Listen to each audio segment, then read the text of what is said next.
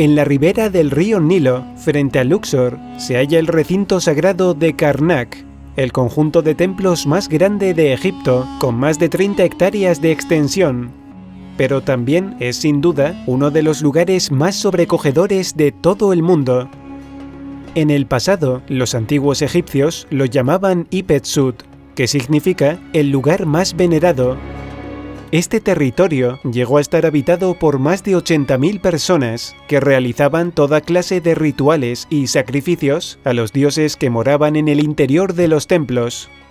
Esos dioses eran temidos y a la vez adorados por la mayoría de los egipcios, y se decía que eran capaces de poseer el cuerpo de un hombre. Hay quienes piensan que estos templos, con la escasa iluminación, la energía que allí se condensa, los sonidos y la temperatura siempre constante, estaban construidos con la intención de provocar estados alterados de conciencia, ya fuera en los faraones o en los sacerdotes que decían comunicarse con los dioses.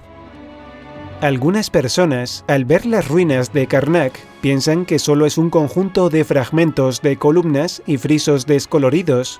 Sin embargo, otros creen que entre sus piedras se encuentra la energía aún viva de esos terroríficos dioses que en el pasado esclavizaron a la humanidad. Son muchos los turistas que afirman haber tenido alguna experiencia psíquica en el interior de esos recintos sagrados. Lo cierto es que la energía que desprenden algunos lugares de Karnak ha sido medida y es tan potente que no resulta nada extraño escuchar todo tipo de estremecedores relatos. ¿Es posible que esos dioses sigan influyendo sobre la mente de los turistas más sensibles? ¿O es que su energía quedó impregnada entre los muros de piedra?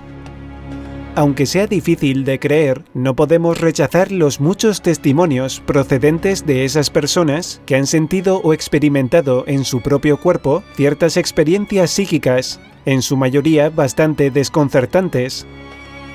Si nos adentramos en el templo del dios Ptah en Karnak, justo al final hay una capilla donde se encuentra sumida en total oscuridad la estatua de este dios, considerado el soberano de los dioses, el señor de la magia y de la oscuridad. Y si miramos a la cámara lateral de la derecha, aparece ante nuestros ojos la majestuosa estatua de la diosa Sekhmet, la esposa del dios Ptah. Se la representa como una mujer con cabeza de leona coronada con un disco solar del que surge una temible cobra. Su nombre significa la poderosa, la invencible. Era considerada la diosa de la guerra y la destrucción. Decían que su aliento creó el desierto. Se la identifica con la diosa Hathor y cuando está tranquila con la diosa Gata Bastet. Pero lo cierto es que era muy temida por el pueblo. Se decía que era la causante de las terribles epidemias y enfermedades que a veces asolaban Egipto, pero curiosamente también tenía los remedios para sanarlas. Según el libro de las puertas, Sekhmet creó las diferentes razas que habitan en Libia y Palestina, que eran los enemigos de Egipto, con el fin de que no cesaran los enfrentamientos y la lucha. En el libro de la vaca divina se relata cómo algunos humanos se rebelaron contra el dios Ra, quizá hartos de los abusos de los dioses. Entonces envió a la diosa Hathor, que se transformó en la sanguinaria Sekhmet, para castigar a la humanidad por dejar de rendirle culto. Este texto narra cómo el dios Ra, al ver la ferocidad de la diosa leona y temiendo que iba a acabar con toda la humanidad, decidió embriagarla, y como no pudo continuar la batalla, regresó junto a Ra. Se podría decir que la intención de Ra no era destruir a los hombres, sino castigarlos, creando tal destrucción que impactara fuertemente en la psique de las personas, y así, a través del miedo, poder seguir manteniendo el control sobre ellos. Cuando acabó la batalla, aquellos que sobrevivieron tenían tanto miedo que decidieron celebrar festivales en honor a la diosa sanguinaria, para que no volviera a destruirlos.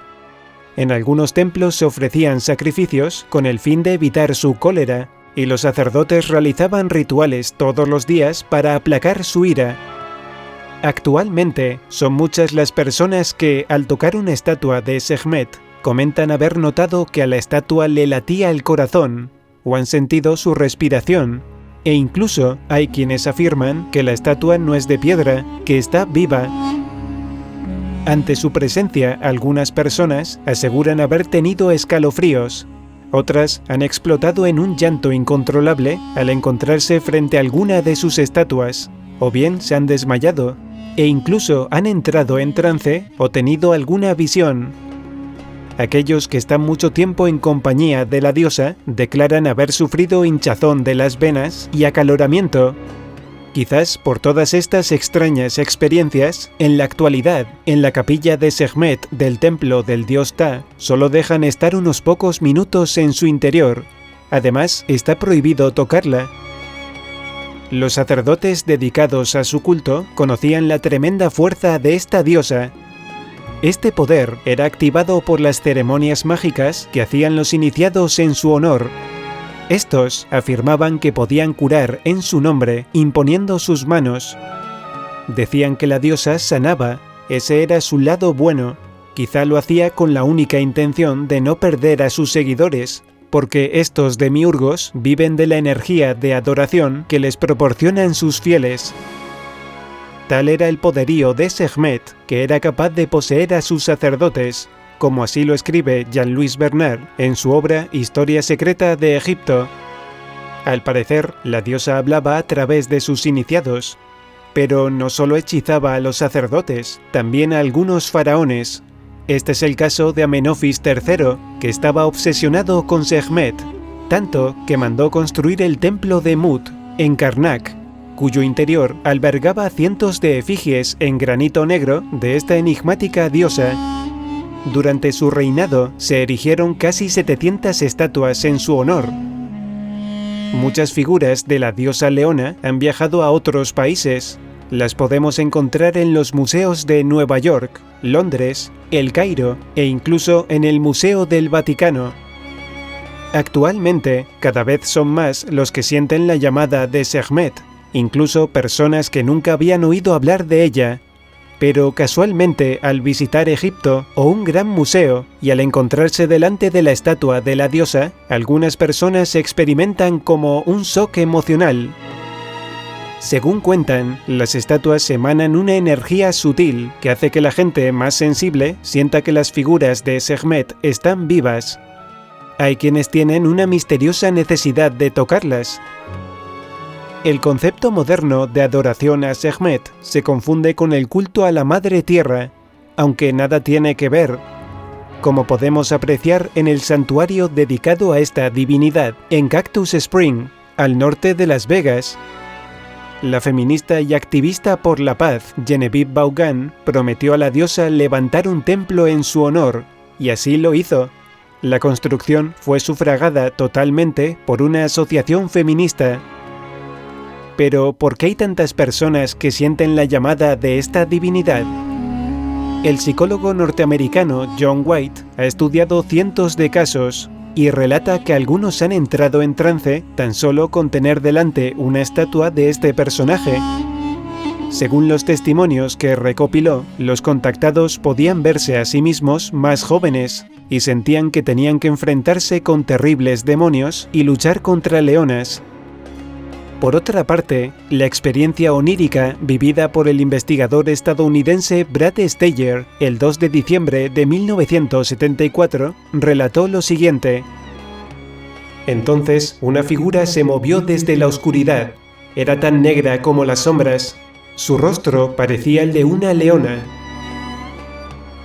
No se puede negar que Karnak, en el pasado, fue el centro más importante de adoración a toda clase de divinidades durante muchos siglos. Pero actualmente, la que ocupa el lugar más destacado entre todas ellas es la poderosa Sekhmet, que, como hemos visto, todavía continúa ejerciendo su poder hipnótico.